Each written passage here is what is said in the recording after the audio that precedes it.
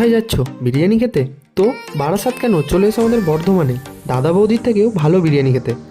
Bardhaman station থেকে সাউথে কয়েক পা হাঁটলেই পড়বে কার্জন গেট।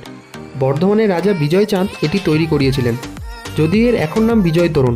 এর ঠিক পাশেই পাবে রামপ্রসাদের সেই বিখ্যাত লস্যি ও কোল্ড কফির দোকান। সেখান থেকে 2টি কোল্ড কফি নিয়ে নিলাম দুজনে।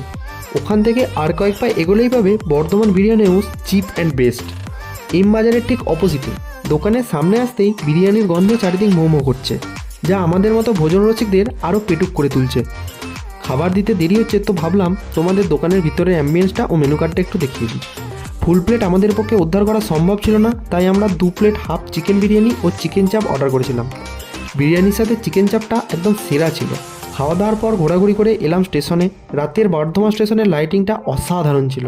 আর হ্যাঁ, রামপ্রসাদের লস্যি ও চিকেন বেস্টের বিরিয়ানি স্বাদ নিতে গেলে তোমাদের অবশ্যই বর্ধমানে আসতে হবে, কারণ এই